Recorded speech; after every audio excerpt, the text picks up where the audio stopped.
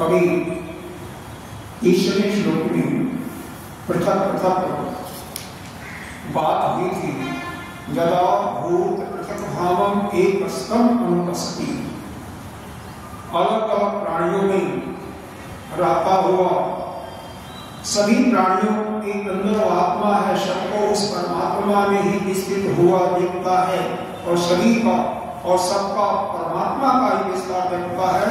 वह पुनः इस संसार में आना जाना उसका नहीं होता है। इसी संदर्भ में कर रहे हैं। यह क्या है? पहले संबंध की बात करें तो हमारे वेदांत में 3 प्रकार के संबंध माने गए हैं। पहला है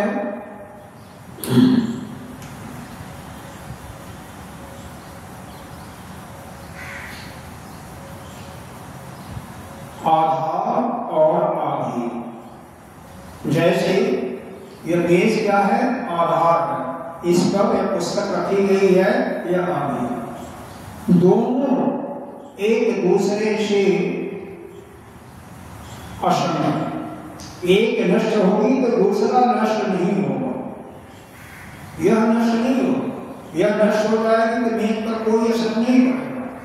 माइक पर पृथ्वी पर रह गई है, मान लो वहां पर कुछ होगा तो माइक में कोई फर्क नहीं पड़ने वाला, किसी पर को कोई फर्क नहीं पड़ता।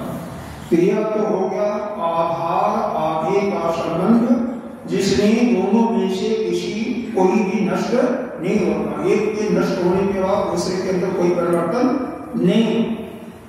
दूसरा संबंध होता है आश्रय और आश्रय। जैसे वृक्ष में कुछ ऐसे पराजीवी पौधे होते हैं कि उस वृक्ष को लपेट करके वह जिंदा होती है। इसलिए अगर आश्रय का नुकसान हो जाएगा, वो नहीं रहेगा, तो आश्रित अपने आप ही नष्ट हो जाएगा। वृक्ष में है कई शाखाएं, अगर वृक्ष के जड़ को काट दोगे तो वह सब शाखाएं अपने आप से, मतलब जो आश्रय और आश्रय, अगर आश्रय जिसका समाप्त हो जाता है, उसका नष्ट हो जाता है, तो आश्रित वस्तु जो होती है अपने आप ही नष्ट हो जाती है। यानी उनके जवाब देने का समझ आ रहा है। तीसरा है अधिष्ठान और अध्यस्त। यह जगत जो है ना, जीव, यह माया के अंदर वास्तव में इसका केवल हमें प्रतीति हो रही है। जो हमारे वेदांत बताया उसमें सारों की चिंतन हो रही है, वो इसी प्रकार से हो रहा है। तो उस ब्रह्म के ऊपर यह अध्यस्त है, यानी कल्पित है। वह ब्रह्म को क्या कहते हैं? अध्यस्त। अरे अधिष्ठान, ब्रह्म अधिष्ठान है और यह जीव जगत क्या है? उसका अध्यस्त। तो इस प्रकार से 3 संबंध होते हैं। क्या क्या हुआ बता सकते हैं क्या?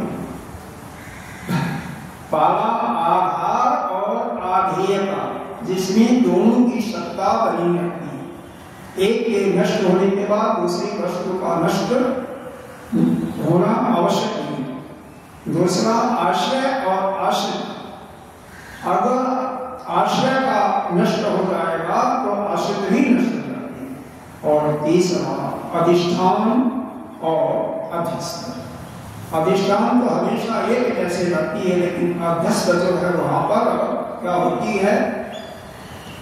कल्पित होती है, वृथा होती है, उसका कोई अस्तित्व नहीं है।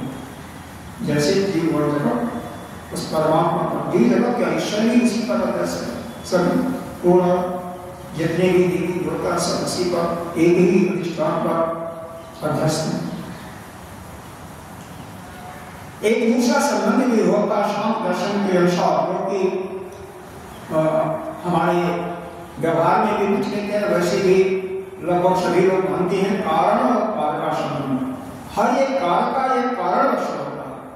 आप यहाँ पर आए हो, कोई हेतु जरूर होगा। भोजन करते हैं तो कोई हेतु, कोई कारण होता है।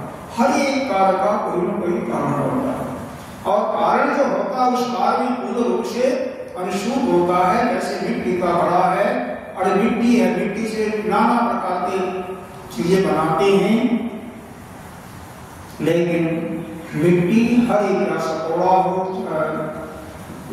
सुराही हो, घड़ा हो, सब में मिट्टी मिट्टी होती है और उस वस्तु के नष्ट होने के बाद सभी मिट्टी में ही कारण और कार्य का संबंध। यह दैववादी लोग इसी को मानते हैं, लेकिन वेदांत इसको कभी स्वीकार नहीं करता। उन्हीं के तर्कों के द्वारा वो परास्त हो जाती है। किसी के सृष्टि के प्रति नहीं मानते। ये सब ठीक है, पुराणों करते हो समझाने के लिए हमें बहुत कुछ बताया जाता है। अब हम आते हैं मूल रूप पर, मूल विषय पर विचार करते हैं। एक देखो, यह इसी का कारण बने। पृथ्वी का कारण क्या है? जल है।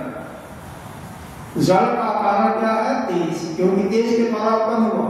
तेज का कारण वायु और वायु का कारण क्या है? आकाश। आप उपनिषद में पढ़ेंगे, तैत्तिरीय उपनिषद में, जो कि कृष्ण यजुर्वेद का उपनिषद है, उसके अंदर यही है ना कि आकाश से वायु, वायु आकाश संभोग है, इस प्रकार से है। यह नहीं मिलता है। आकाश से वायु हुआ, वायु से तेज हुआ, तेज से जल हुआ, जल से पृथ्वी। तो इस प्रकार से अगर कारण की दृष्टि से देखें तो यह एक दूसरे पर, पृथ्वी से लेकर के सब कुछ किसमें है? आकाश में ही, तो ही उसका सबका कारण है। फिर आकाश का कारण, अब उस पर विचार करने के लिए देखिए, जितने भी भूत हैं यानी प्राणी हैं, सब कहां पर आते हैं? इस आकाश के अंतर्गत ही तो है। तो यह जो आकाश के अंतर्गत है, तो सभी भूतों का जो आकाश है उसी को हम क्या कहते हैं? भूताकाश। यह भूताकाश जितने भी हैं, चाहे सांप है, कीड़े हैं, मकोड़े हैं, पुरुष हैं, पशु पक्षी हैं, जानवर हैं, वृक्ष हैं, पहाड़ हैं, सब क्या है? वह भूताकाश के अंदर ही स्थित है। जो भी यह जगह घेरे इसको क्या कहते हैं? भूताकाश। फिर यह जो आकाश है, यह कहाँ, इसका आधार कहाँ है? कहां से इसको देखते हो? सुसुप्ति में आपको आकाश दिखाई देता है क्या? बोलो। जब गाड़ी निद्रा आ जाती है तो आकाश दिखाई देता है? नहीं दिखाई देता ना। तो यह सब कुछ आपका जो चित्त है ना, उसी में सभी कर देते हैं। चित्त आकाश में सारे जितने भी कर्म करते हो, कैमरा देखे हो तो जिससे फोटो लिया जाता है, कैसे बनाए जाते हैं ना, उसी प्रकार से जितने भी आप कर्म करते हो सबका रील उस जो आपका चित्त है ना, चार चीजें होती है, मन, बुद्धि, चित्त, अहंकार, तो उस चित्त पर सबका रिकॉर्ड आ जाता है।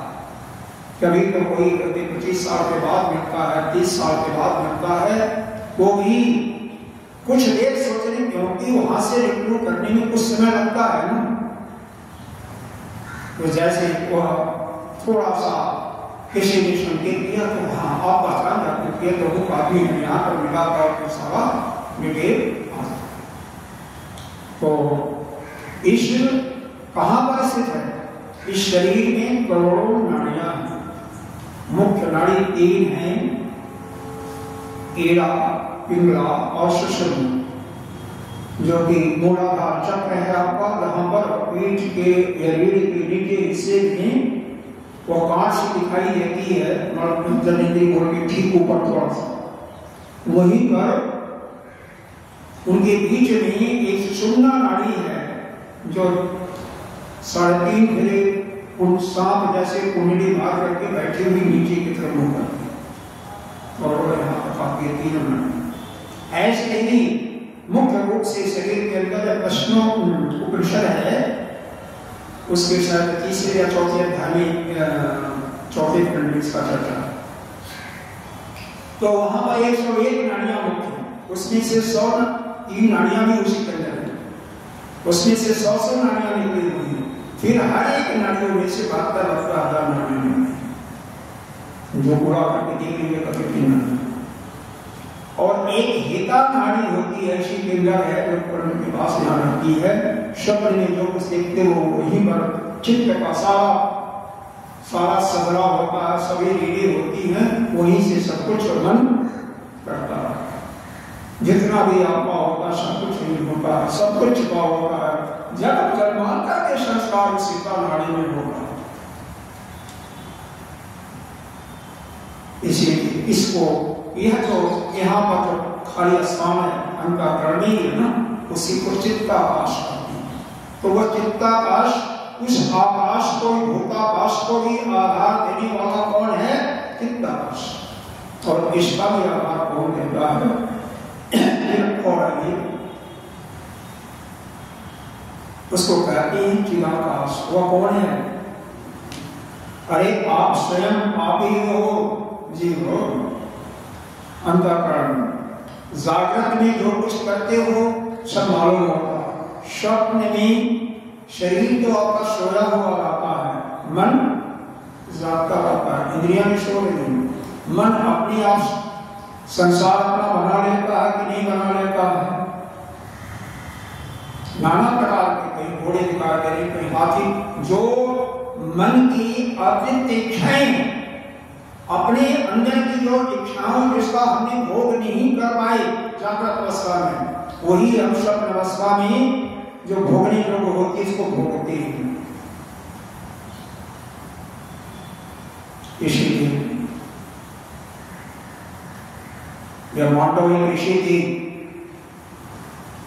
उनको तो फांसी पर चढ़ाया गया था, तो धर्मराज के पास जाकर के यही जब उनको बताया गया कि 4 वर्ष की आयु में आपने कुछ गलत काम किया था, इसलिए फांसी पर लटकाया गया था, लेकिन लटकाया नहीं गया।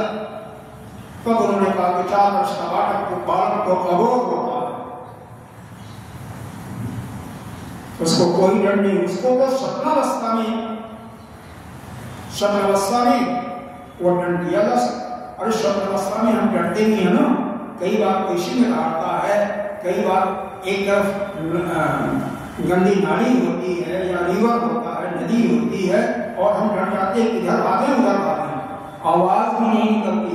शायद आप लोगों ने महसूस किया होगा कभी कुछ। वह शब्द में हम उन अतिरिक्त इच्छाओं का सुख के रूप में या दुख के रूप में भोगते हैं। ठीक है, तो वह जो यह चिदाकाश तीनों अवस्थाओं में, कौन कौन? पहला जागृत अवस्था, दूसरा स्वप्न अवस्था, और सुषुप्ति अवस्था तीसरी होती है, जिसमें आपका मन भी सो जाता है, आपका संसार भी गायब होता है।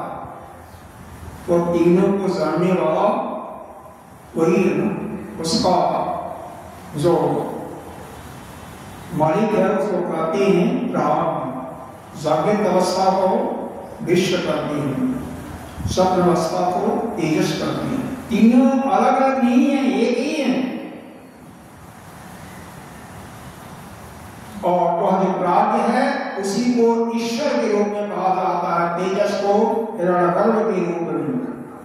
और यह जागृत अवस्था का जो विश्व है वही आपका विराट स्वरूप है। ये पढ़ा होगा आप लोगों ने, मानव को विषय में कभी पढ़ा होगा नहीं, मंत्र में पढ़ाते समय बताया क्या होगा नहीं बताया। क्रियावस्था का 7वां मंत्र का आता है, उसके पहले ये बताया। अब क्रियावस्था ही वो ब्रह्म है, वहां पर पूरा क्लियर किया जाता है। चलो ठीक है, कोई बात नहीं। तो यह चिदाकाश में ही, उसी में यह आकाश का भी सृजन, संपूर्ण सृष्टि उसी में बनी है। तो इस सबका आधार कौन है? वही चिदाकाश। इस प्रकार से आपने संक्षेप में भूताकाश, चित्ताकाश और चिदाकाश को समझा। किसी दो वस्तुओं को आपस में संबंध देखा, और इन तीनों आकाश और भूताकाश और सबका कारण, जल का कारण पृथ्वी, पृथ्वी का तेज, तेज का वायु, वायु का आकाश, आकाश का कारण फिर वो जो स्पेशल दिखाई देते हैं भूताकाश अभिप्राय, फिर उसका फिर चित्ताकाश जो चित्त के अंदर ही हिता नाड़ी में सारे जागृत सब सृष्टि का वो होता वह सब वही होता है चित्ताकाश। और जहाँ पर अपना जीव होता अभाव होता है और चिदाकाश के अंतर्गत ही यह सब कुछ उसी पर उसी पटल पर यह सब कुछ बनता है बिगड़ता है। अगर वहीं पर अपने को संसार से अलग करने तो आप संसार से अलग हो जाएंगे। यह संसार कहीं बाहर नहीं है। जो समाधि में जाते हैं ना, एक योगी कहीं गया क्या होता है देवताओं के पास सर्वलोक में गया, कहीं कुछ नहीं, अपने अंदर ही सब कुछ ऐसी सृष्टि बनने की गढ़ती सब अपने अंदर ही।